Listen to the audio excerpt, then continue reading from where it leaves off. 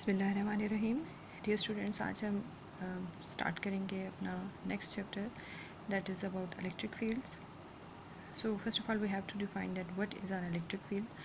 Electric field को define करने से पहले हम एक बेसिक सी डेफिनेशन डेवलप कर लेते हैं, that is of the field. So what is a field?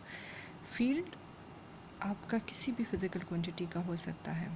किसी भी फिज़िकल क्वांटिटी का फील्ड कैसे डिफाइन होगा? इट इज़ अ स्पेस और a region around a physical quantity within which its effect can be felt।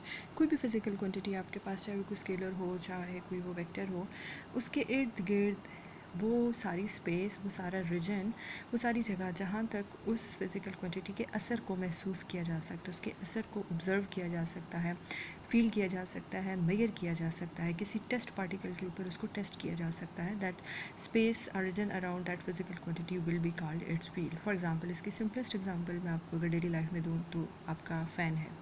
आपके room में अगर fan चल रहा है तो फ़ैन की जो हवा है वो जहाँ जहाँ तक महसूस हो सकती है, जहाँ जहाँ तक जा रही है, उस जगह को, उस सारी बाउंड्री के अंदर जो जगह आ रही है उस स्पेस को आप फ़ैन का फील्ड कह सकते हैं, फ़ैन की एयर का फील्ड कह सकते हैं।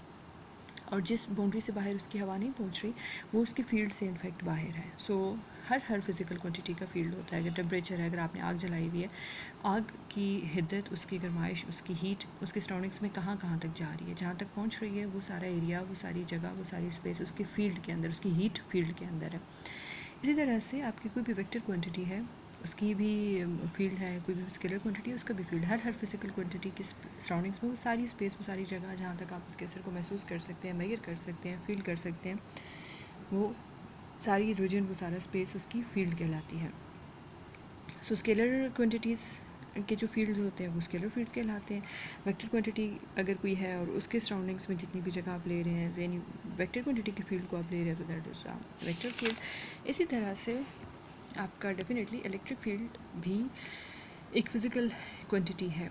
Electric charge, basically electric charge एक फ़िज़िकल क्वांटिटी है। हमने पहले भी डिफ़ाइन किया कि इलेक्ट्रिक चार्ज एक प्रॉपर्टी है जिसकी वजह से कोई भी बॉडी अपने नेबरहुड में किसी और चार्ज बॉडी को अट्रैक्ट या रिपेल करता है। इसका मतलब है कि इलेक्ट्रिक फील्ड इलेक्ट्रिक चार्ज की एक फ़िज़िकल क्वांटिटी की रिप्रेजेंटेशन है। इलेक्ट्रिक फील्ड जहाँ जहाँ होगा इसका मतलब है वहाँ पर कोई चार्ज प्रेजेंट है जिसका वो फील्ड है। सो इलेक्ट्रिक फील्ड को हम कैसे डिफ़ाइन करेंगे? इलेक्ट्रिक फील्ड को अगर हम इसी डेफिनेशन के तहत डिफ़ाइन करें तो इलेक्ट्रिक फील्ड वो स्पेस, वो रीजन है किसी इलेक्ट्रिक चार्ज की सराउंडिंग्स में जहाँ तक उस इलेक्ट्रिक चार्ज के असर को महसूस किया जा सकता है। सो इलेक्ट्रिक चार्ज के असर को महसूस करने के लिए हमें डेफिनेटली उसके सराउंडिंग्स में कोई और इलेक्ट्रिक चार्ज रखना पड़ेगा। ये बिल्कुल सिंपल सी बात है कि किसी भी फिज़िकल क्वांटिटी को महसूस करने के लिए हमें वैसा ही टेस्ट ऑब्जेक्ट लेके जाना पड़ता है जो कम से कम उसको फील कर सके। फॉर एग्ज़ाम्पल, पंखे की हवा की मैंने मिसाल दी, तो आपके पास कोई जानदार चीज़ ही उसको महसूस कर सकती है।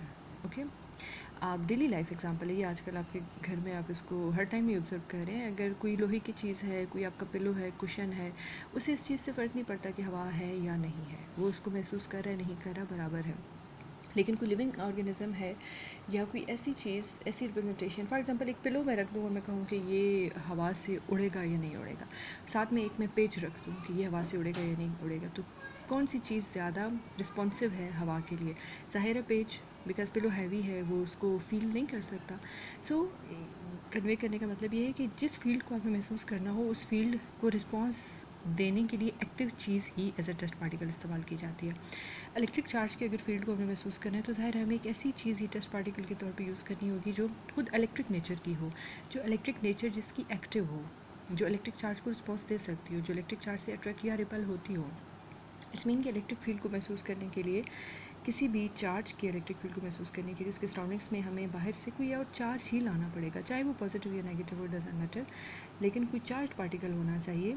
अगर एक न्यूट्रल पार्टिकल अगर हम रख भी देंगे वहाँ पे तो इलेक्ट्रिक फील्ड तो मौजूद है। फॉर एग्जांपल, आपके पास ये एक चार्ज पार्टिकल है, पॉजिटिव है, इसके सराउंडिंग्स में जहाँ जहाँ इसका फील्ड है उसके अंदर अगर एक मैं न्यूट्रल पार्टिकल रख दूँ तो इस न्यूट्रल पार्टिकल के मुताबिक तो यहाँ कोई इलेक्ट्रिक फील्ड नहीं है, क्योंकि इसका तो खुद अपना चार्ज ही नहीं है, इसके ऊपर तो कोई चार्ज, इलेक्ट्रोस्टैटिक फोर्स लग ही नहीं रही होगी। सो इट डज़ंट मीन कि इस पार्टिकल का कोई फील्ड नहीं है, इसका फील्ड मौजूद है लेकिन ये इसको महसूस नहीं कर रहा। इसका मतलब अगर हमें इसका फील्ड बेहतर तरीके से मेजर करना है तो हमें बाहर से कोई और चार्ज पार्टिकल ही लाना चाहिए। इसको पॉजिटिव या नेगेटिव करना चाहिए, नॉट इक्वल टू ज़ीरो। सो ऐसा चार्ज पार्टिकल जो हम बाहर से लेके आते हैं किसी चार्ज के इलेक्ट्रिक फील्ड को महसूस करने के लिए, ऑब्जर्व करने के लिए, मेजर करने के लिए, टेस्ट करने के लिए, उसको हम टेस्ट चार्ज कहते हैं। It means this is test charge. और जिस चार्ज का हमने फील्ड मेजर करना हो, फील करना हो, ऑब्जर्व करना हो, that is called source charge. ठीक है, इसका मतलब है दो टर्म्स बहुत इंपॉर्टेंट हैं समझने के लिए, सोर्स चार्ज और टेस्ट चार्ज। सोर्स चार्ज कौन सा चार्ज होगा? जिसका इलेक्ट्रिक फील्ड या जिसकी इलेक्ट्रिक फोर्स हमने मेजर करनी है, यानी जो सोर्स है, जो एक फिजिकल क्वांटिटी जनरेट कर रहा है जिसको हमें मेजर करना है। And test charge is a charge जो हम बाहर से लेके आ रहे हैं उस ओके। सो ये तो बेसिक्स से आपका कॉन्सेप्ट हो गया इलेक्ट्रिक फील्ड का। फिर नेक्स्ट आप देख रहे हैं कि इलेक्ट्रिक फील्ड में या किसी भी फील्ड इलेक्ट्रोस्टैटिक्स में जब हम देखते हैं तो it comes a field theory. Field theory का मतलब ये है कि चार्ज के साथ कभी भी डायरेक्टली फिजिकल इंटरेक्ट नहीं करता, हमेशा वो एक दूसरे के फील्ड के थ्रू एक दूसरे से इंटरेक्ट करते हैं। इस चार्ज का अपना फील्ड होता है, इस चार्ज का अपना फील्ड होता है, उन दोनों के फील्ड्स आपस में इनफैक्ट इंटरेक्ट करते हैं। तो ये फिनोमेना जिसमें कोई भी पार्टिकल किसी दूसरे पार्टिकल के साथ डायरेक्टली फिजिकली इंटरेक्ट नहीं करता, बल्कि वो एक दूसरे के फील्ड के थ्रू एक दूसरे से इंटरेक्ट करते हैं, this is called field theory. So electric charges जो होते हैं they obey field theory. Next is electric field intensity. Electric field intensity आपकी न्यूमेरिकल मेजरमेंट है, कैलकुलेशन है इलेक्ट्रिक फील्ड के मैग्नीट्यूड की। ओके, इलेक्ट्रिक फील्ड जो ऊपर आपने पढ़ा वो एक वेक्टर फील्ड है, उसकी ज़्यादा डायरेक्शन भी होगी, उसकी मैग्नीट्यूड भी होगा। So electric field intensity basically जो है वो उसी की एक मैथमेटिकल कैलकुलेशन है, that is E is equal to limit Q goes to 0 F over Q।